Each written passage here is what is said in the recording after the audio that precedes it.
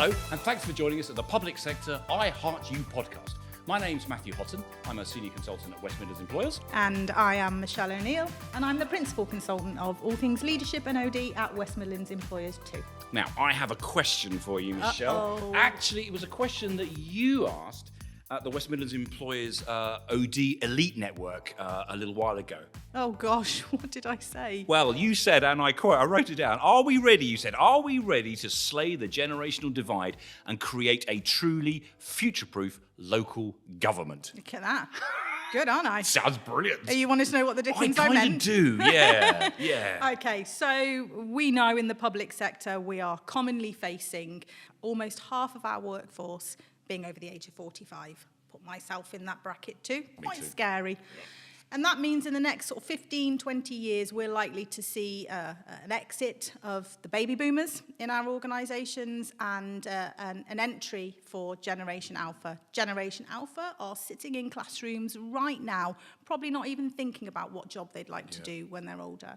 What that means is we're not just facing a changing of the guard, we are looking at a complete revolution in how public services are conceived, delivered and experienced. So when I'm talking about slaying that generational divide, it's thinking about how do we maximise on the next 15 to 20 years in moving across the shifting demographics of that workforce. How do we take all of that seasoned experience that's with us right now and merge that seamlessly with the digitally native workforce that will be joining us in the future? And digitally native is that Generation Alpha, isn't it? They are the people that have grown up and they know no difference. Yep. No, that's interesting. You want to know what else you said? Oh, gosh. Mm-hmm. I wish I hadn't said the first one now. You said local government glow up. I mean, does that ring any bells? I was trying to be cool. Okay. I was trying to be down with the kids. Nice, like it. Yeah, okay. But But for those of us that are less cool than you, local government glow up? I think that basically what that means is it's time for us to introduce local government public sector 2.0, you know, a whole new us as we head towards that 2040 vision of what it might be like in the future. And one of the fundamental shifts will be not about how the future workforce will align with our values, but how will our values align with theirs. So Generation Alpha, I mean, it's a glib term, isn't it? But what do we need to be thinking about in local authority? What do we need to be thinking about when it comes to Generation Alpha? I mean, a lot of people have only just got their heads around Gen Z, and now we're talking about Generation Alpha. So how do we prepare for that? I suppose, you know, we can sit there and make assumptions and we can make generalisations about what young people want from the workplace. And actually what we need to do is ask them. But if I was going to draw on some thinking, some personal observations and some theory that's out there at the moment, then we know one of the overriding things will be we need to be flexing the technology. Yeah. They're going to be solely driven by that. They will expect to be using it as part and parcel of their everyday. We see them, don't we? We see them on their phones, communicating with each other all the time. That's the way they live their lives, are through devices. We need to be thinking about mission possible, you know, not just necessarily bringing them in to perform a role, but thinking about how can they move around organisations and leave their mark and take their passions and make a difference for the whole organisation, not just a part of it. We need to be thinking about skills and not necessarily about educational qualifications and degrees. That's not the route everybody needs to go down. And we need to be thinking really cleverly about what skills we do need and how we can leverage that ongoing kind of learning commitment rather than those formal certificates that people bring with them. We need to be thinking about work-life harmony. You know, work-life balance will be a thing of the past, really. They'll be expecting kind of integration between work and life. Oh, so that's the difference between those two things there, because work-life balance is a very familiar term, isn't it? But you're actually saying that's kind of old school and it's work-life harmony now. That's how I would see it. Others may see it very differently. But the idea that you're not balancing the two, you're almost integrating them. And a lot of passions that you have in your personal life, they'll want to somehow be able to bring those into the workplace and vice versa. You know, the opportunity for them to have a bit of a side hustle going on, doing the things that really energise them. And the more energised they are, then the more energised they will be in the workplace. So work-life harmony is important. Diversity, is top of the tree, really. Not only is the age demographic shifting, but so is the makeup of our citizens and our workforce. Communities we're in, isn't it? Yeah, absolutely. And that it'll be expected by them. They'll be expected to be working alongside people from all walks of life, and they're probably more skilled at that collaboration piece than we currently are. So that embedding of our diversity now will stand us in really great stead, and quite frankly is something we should be doing anyway. Mental health will be a whole different ball game for us. We're a little bit stifled, aren't we, right now? Do you know what? It's really interesting. We'll talk about it in a bit, but I sort of did a little bit of work with some students. So kind of they're just finishing their kind of A-levels, that sort of level. And just their openness when they talked about mental health and some of the challenges they face. For somebody who's not from that generation, it's huge. I admire them hugely. They're just the way they're so open. It's just normal to talk about their mental health and how they're feeling, which is radical from my perspective. Yeah, absolutely. Really and some people might find that quite uncomfortable, and they might find it quite demanding because they do talk very openly about their mental health and mental well-being. But it does place a different focus on what we mean by resilience in organisations and how open and transparent and targeted we can be with particular activities and interventions to support that. It will be an expectation more than anything. It won't be a surprise that we talk about, we've got to assemble our green team. Sustainability is going to be really important to them. Green team, I love it. Oh, see, I grew up with the A team. And now it's the green team. But now it's the green team. Green team. If you want to face in a Murdoch, that's up to you to find them. But absolutely, that we build their passion and we use their passion for wanting to do better with the world, and really make that work for us in our sustainability and climate drivers, if I can get the word out. Feedback for them, I say feedback on fleek, that's me trying to be cool again, but that idea on fleek? What's fleek mean? It's just perfection, they like that openness and the regularity of communication. You'll see a lot of young people, and again I'm talking about people and they may very well challenge what I'm saying, but you see it with influencers on social media. They make very strong connections, very strong bonds, but there's a level of transparency there that we're not quite used to, and they like that people are open to taking feedback and they want feedback on that regular basis. That's going to completely change the way we look at performance management. The old appraisals once a year is going to be no good. But again, having said all that, that's potentially what our future workforce will want from us. It isn't necessarily what our current workforce want from us. So we've got to start, that's where I'm talking about slaying that generational divide and thinking about how do we bridge that gap and start bringing in things that feed the motivations and the engagement of the current workforce, but also get us prepared to really entice and enable those who will join us in the future. And the final one from me is collaboration. Collaboration will be key. If we don't start breaking down those silos, walls, right, sooner rather than later, we're going to really struggle to keep a younger workforce that wants to break down barriers and collaborate and communicate with each other. And I think one of the challenges is when we're thinking about what the workforce of the future wants, I'm always very conscious of the fact that I'm coming at it from my perspective, and I am not fleek or any of those sort of things. But what we thought was important, what we did over the summer was we met up with some college students. I referenced them earlier. So there was about 20 people, 20 of these young people in the room.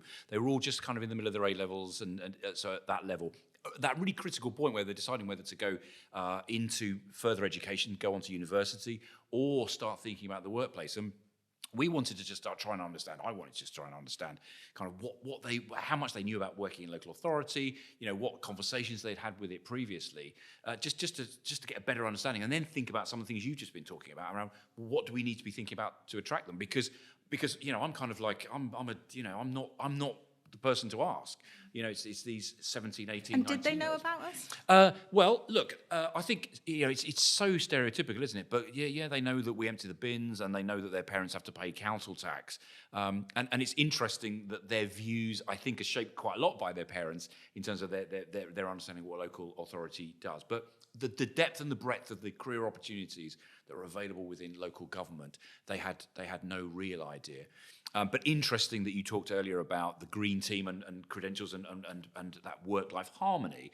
is that, yes, there are a few of them that want to make money. They want to go out there and earn 50 grand. They're 19, they're going to earn 15 grand. They're not going to earn 15 grand.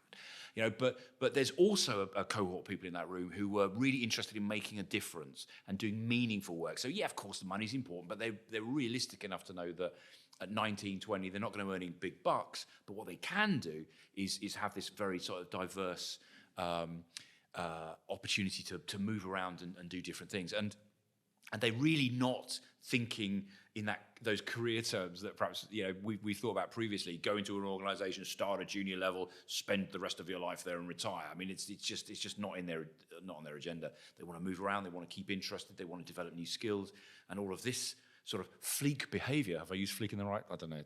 No, it doesn't matter. Yeah, it's helping them sort of grow and develop until they find out what they want. You know, a lot of these young people weren't really clear on what they wanted. Apart from one guy, he wanted a wrapped car. So I don't know what that is, but he was very clear that's what he wanted to do for a career. I mean, and you joke there about, am I using the word fleek in the right way? Who knows? And I'm being playful with language. I'm not being serious about this stuff. And we don't need to all go out and be cool. We need to be authentic with this.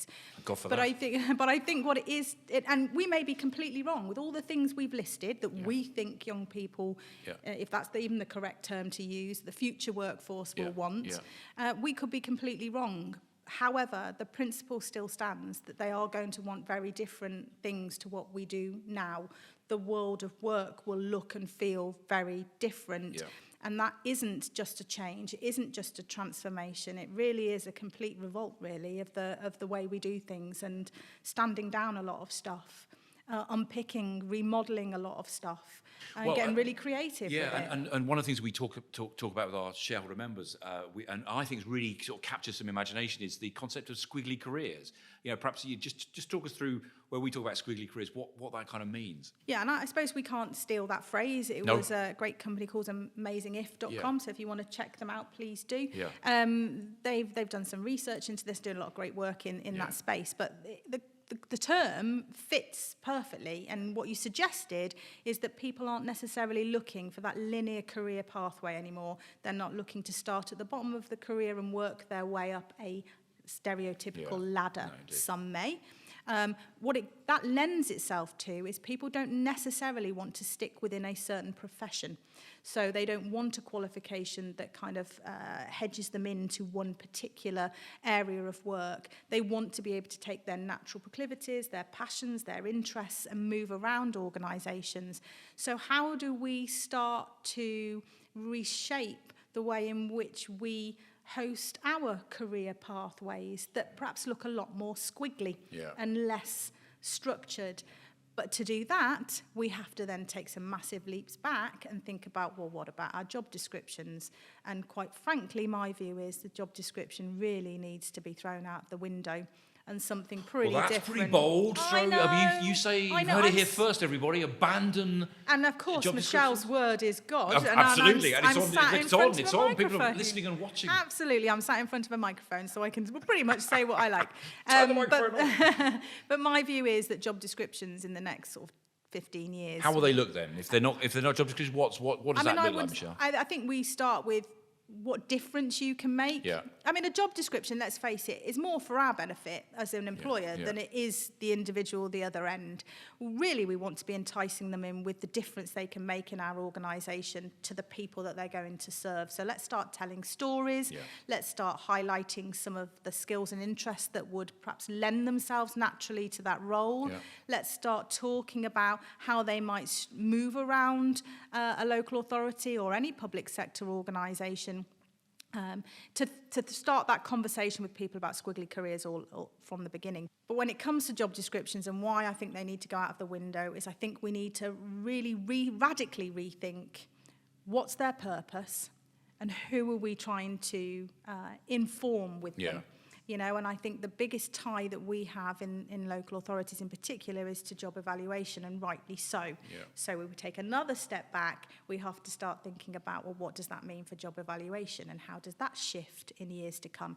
Now, I know a lot of people will probably want to switch me off at this point or press pause and not hear what I'm saying, but I think at some point we will have to start thinking about how does that iterate? How does that move on? How does that become its next version of itself in order to allow the job description to change in the way it looks and feels, in order to attract different people into our organisation who can then move around in very different ways. It'd be really interesting to hear whether people have got the experience of or thoughts around, I guess, that sort of job evaluation, job description. It must be something that people are grappling with. But I was on a call earlier this week with another local authority, a district council, and I won't name them because it's not my place to do so on this podcast, but they had been bold, okay? They took a decision that they needed to do something fundamentally different. It wasn't to do with job descriptions, but it was a way in which they operated and worked. And regardless of the criticism that was going on around them, regardless of the challenge that was coming from externally and the spotlight they were under, they knew it was the right thing for their organisation and they knew it was the right thing for their people, and they stuck with it. And one of the things that really stood out for me was whether what they were doing is successful or not long term, what they have embedded in their workforce as a result of doing it is just that willingness to try something completely different. And it didn't matter if it failed, because failing they learned from and they did something better with it. And there is nothing greater to come out of that experience than they can now go on and do something else bold and brave. And actually that's what they want to do. They always want to remain ahead of the game now. So they're already thinking about what's their next big, brave, bold step. Well, that seems like a really good place to leave our podcast today, Michelle. Before we do that, I'd be really interested to know how you see that fitting into our wider building a windmill metaphor that we've been using. So I suppose the first thing I'd say is, and this again is being a bit bold of me with a microphone, is that if we look to the future, it's quite possible in 2040 we won't have a workforce. We'll have a talent ecosystem. How crazy is that as a thought? You do this now at the end? I know. We'll come back to that another time. But the whole build a windmill concept, what all of that conversation leads us to, it gives us some data, some insights, some thoughts that start driving our thinking around our future leadership approach, our future performance management approach, our future attraction piece, all that stuff that we're working on now, and how we need to make sure we are feeding in what's coming on the horizon into the thinking of today. So that's your build a windmill. Fantastic. Thanks, Michelle. We look forward to joining you again soon. Take care. Goodbye. Bye.